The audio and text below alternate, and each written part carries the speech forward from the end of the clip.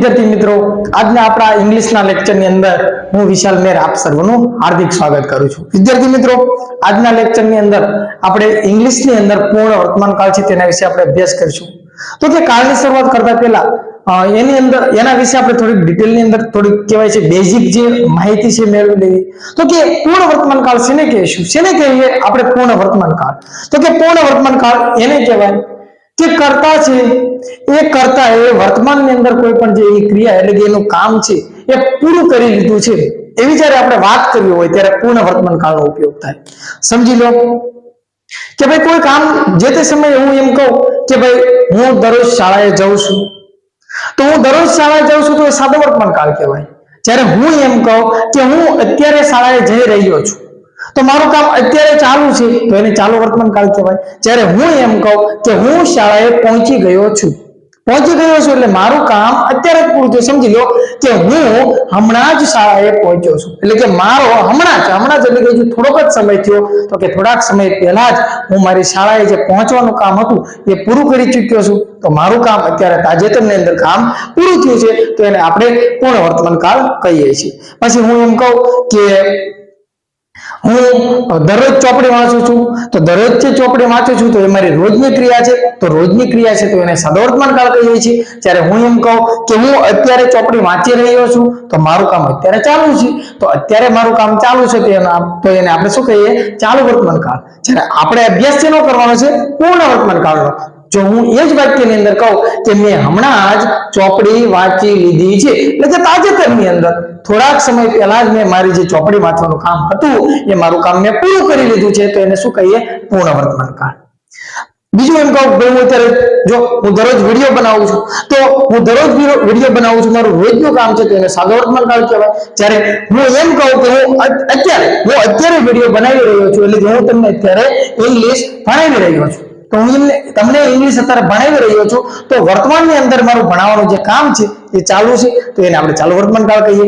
જ્યારે થોડોક સમય થશે ત્યારે અમારો વિડીયો પૂરો તો થવાનો જ છે એટલે મારું જે કામ અત્યારે ચાલુ છે એ કામ મારું પૂરું થવાનું તો મારું કામ જ્યારે પૂર્ણ વર્તમાનની અંદર થાય એટલે હું એમ કહીશ કે મેં હમણાં જ અંગ્રેજી ભણાવી લીધું છે એટલે મારું કામ હમણાં જ પૂરું થયું છે તો એને શું કહીશું? પૂર્ણ વર્તમાન કાળ. તો જોઈએ પૂર્ણ વર્તમાન કાળ. તો કે કાળ માટે આપણે આર્ટિકલ યુઝ કરીએ છીએ. પછી આ પૂર્ણ શબ્દ છે તો પૂર્ણને ઇંગ્લિશની અંદર શું કહીએ છીએ? પરફેક્ટ. અને આ વર્તમાન શબ્દ છે વર્તમાન માટે શું શબ્દ યુઝ કરીએ છીએ? તો કે પ્રેઝન્ટ. પ્રેઝન્ટ એટલે શું? વર્તમાન. અને આ ટેન્સ એટલે કે આ કાળ શબ્દ છે એના માટે આપણે કયા શબ્દનો યુઝ કરીએ છીએ? તો કે ટેન્સ. ટેન્સ એટલે કે કાળ. તો પૂર્ણ વર્તમાન કાળને આપણે અંગ્રેજીની અંદર શું કહીશું? તો કે the perfect present tense. Perfect એટલે કે પૂર્ણ, પ્રેઝન્ટ એટલે કે વર્તમાન અને ટેન્સ એટલે કે કાળ. તો પરફેક્ટ પ્રેઝન્ટ ટેન્સ.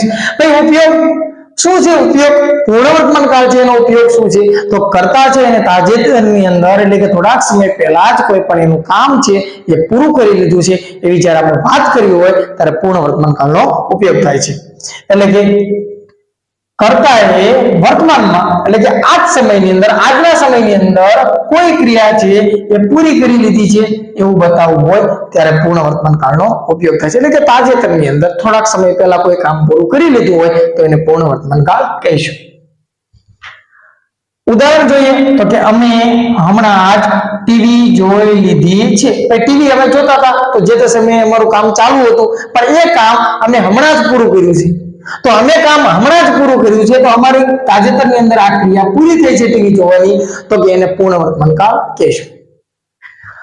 તેઓએ તાજેતરમાં ગુજરાતી ભણી લીધું છે. ભાઈ ગુજરાતી વિષયનો અભ્યાસ કરતા હશે તે લોકો અને એમનું કામ ચાલુ હતું અને એ કામ અત્યારે તાજેતરની અંદર પૂરું થયું છે ગુજરાતી ભણવાનું તો એને આપણે શું કહીશું? પૂર્ણ વર્તમાન કાળ. ત્યારબાદ આગળ જોઈએ તો કે તેણીએ હમણાં જ મહાભારત વાંચી લીધું છે. ભાઈ મહાભારત વાંચવાનું જે કામ છે એ કામ તાજેતરની અંદર એટલે કે થોડાક સમય પહેલા જ પૂરું થયું છે તો એને આપણે શું કહીશું? પૂર્ણ વર્તમાન કાળ. હવે એની વાક્ય રચના તો કે સૌથી પહેલા કર્તા આવે એ ખ્યાલ છે, આપણે આગળના લેક્ચરની અંદર પણ તેનો અભ્યાસ કરેલો. કર્તા પછી જ્યારે હેવ અથવા તો હેઝ આ શબ્દ બતાય તો એ યાદ રાખજો કે હેવ અને હેઝ આ જે બે ટુ બી ના રૂપ છે એ હેવ અને હેઝ એ પૂર્ણ વર્તમાન કાળનો નિર્દેશ કરે છે. જ્યારે પણ હેવ અથવા તો હેઝ હોય તો એને પૂર્ણ વર્તમાન કાળ જ કહેવામાં આવે છે. જ્યારે વિદ્યાર્થી મિત્રો યાદ રાખજો આપણે મોડલ ભણવાના થશે તો મોડલ ની અંદર શું આવશે? હેવ ટુ અથવા તો હેઝ ટુ. આ હેવ ટુ અને હેઝ ટુ શું છે? બંને મોડલ છે. ભાઈ આનો ઉપયોગ શું થાય છે? તો કે હેવ ટુ અને હેઝ ટુ છે એનો ઉપયોગ ઈચ્છા વિરુદ્ધ કાર્ય કરવા માટે થાય છે. દબાણપૂર્વક કોઈ કામ કરવું પડતું હોય એના માટે હેવ ટુ અને હેઝ ટુ નો ઉપયોગ થાય છે. તો આ મોડલ છે અને મોડલ નો એવો નિયમ છે કે કોઈ પણ મોડલ હોય એની સાથે ક્રિયાપદ છે એનું મૂળ રૂપ આવે છે. શું આવે છે? મૂળ રૂપ આવે છે. ત્યારે આ તો શું છે? આ તો ભાઈ કાળ છે. તો જ્યારે પણ તમારે હેવ કે હેઝ શબ્દ બતાય તો એની સાથે ક્રિયાપદ નું ત્રીજું રૂપ જ આવે. અહીંયા શું હતું? હેવ નથી, અહીંયા માત્ર હેવ અથવા તો હેઝ નથી, એની સાથે ટુ છે એટલે કે હેવ ટુ અને હેઝ ટુ છે.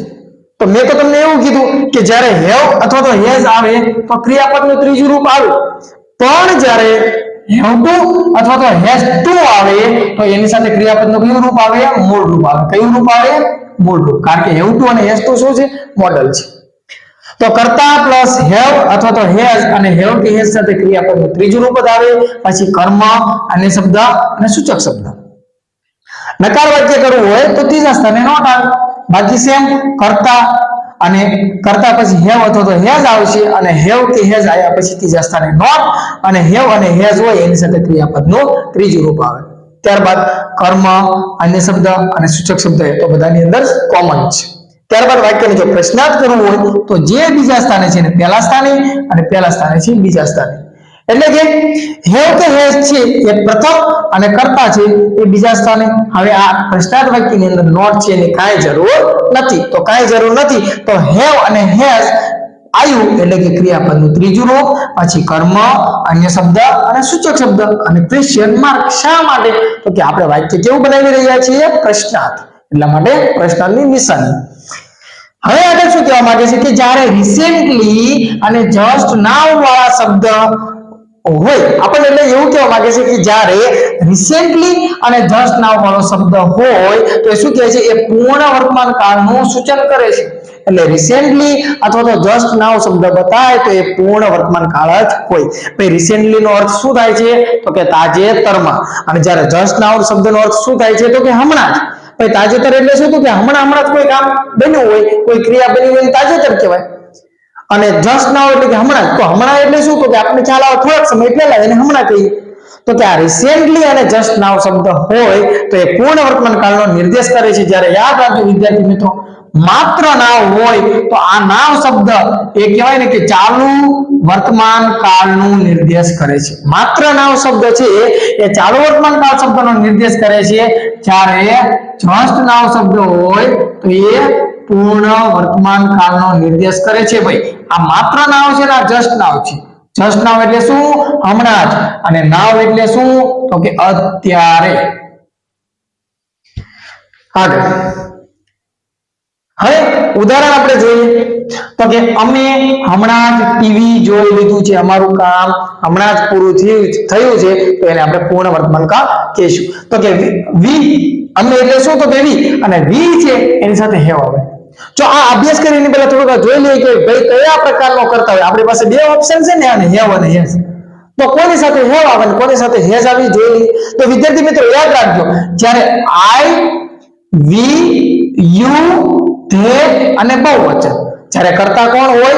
આઈ, વી, યુ, ધે અને બહુવચન. જ્યારે આ કરતા હોય તો એ બધાની સાથે શું આવશે? હેવ આવશે. જ્યારે બાકીના કરતા કોણ રહ્યા? તો કે હી, સી, ઈટ કે એક વચન. હી, સી, ઈટ કે એક વચન હોય તો એની સાથે શું આવશે? હેઝ આવશે. એટલે કે હી હોય તો એની સાથે હેઝ, સી સાથે હેઝ, ઈટ સાથે હેઝ અને એક વચન સાથે હેઝ. જ્યારે આઈ, વી, યુ, ધે બહુવચન એની સાથે હેવ આવશે. તો વી ભાઈ વી એટલે શું છે તો કે આ વી વી એટલે બહુવચન તો એની સાથે શું આવશે હેવ તો કે વી હેવ અને મેં કીધું કે હેવ કે હેઝ આવે એની સાથે ક્રિયાપદનું કયું રૂપ આવે તો કે ત્રીજું રૂપ તો કે વી હેવ વોચ ભાઈ જોવું એટલે શું તો કે વોચ લુક એટલે પણ જોવું થાય સી એટલે પણ જોવું થાય પણ મેં અહીંયા વોચનો યુઝ કર્યો છે તો કે we have watch TV just now we have watched TV just now એટલે કે મેં હમણાં જ ટીવી જોઈ લીધી છે અહીંયા have કે has આવ્યું એટલે ક્રિયાપદનું કયું રૂપ આવ્યું ત્રીજું રૂપ ભાઈ નકાર કરવું છે તો ત્રીજા સ્થાને not તો કે we have not watched TV just now તો કે મેં હમણાં જ ટીવી જોઈ નથી પ્રશ્નાર્થ કરવો હોય શું મેં હમણાં જ ટીવી જોઈ છે તો કે have we watched TV just now શું મેં હમણાં જ ટીવી જોઈ છે તો કે have we watched TV just now અહીંયા have આવ્યું એટલે ક્રિયાપદનું કયું રૂપ આવશે તો કે ત્રીજું રૂપ સ્વાભાવિક છે have કે has આવે એટલે ક્રિયાપદનું ત્રીજું રૂપ જ આવે તો કે have we watched TV just now અને વાક્ય પ્રશ્નાર્થ છે એટલે ક્વેશ્ચન માર્ક બીજું ઉદાહરણ જોઈએ તો કે તેઓએ તાજેતરમાં ગુજરાતી ભણી લીધું છે ભાઈ તેઓએ તાજેતરમાં કામ પૂરું કરી લીધું છે તો એને આપણે શું કહીશું પૂર્ણ વર્તમાન કાળ ભાઈ તેઓ એટલે શું થાય તો કે they અને they સાથે શું આવશે have કે has માંથી તો કે have સ્વાભાવિક છે અહીંયા લખેલું છે they સાથે have તો કે they have અભ્યાસ કરવો એટલે ભણી લેવું એટલે શું તો કે સ્ટડી ભણવું અથવા તો અભ્યાસ કરો તો એને શું કહેવાય સ્ટડી તો કે they have study ગુજરાતી અને રિસેન્ટલી એટલે કે તાજેતરમાં તો કે તાજેતરમાં તેઓએ શું કર્યું છે તો કે અભ્યાસ કરી લીધો છે તો કે they have studied Gujarati recently એટલે કે તાજેતરની અંદર વાક્ય જો નકાર કરવું છે તો કે they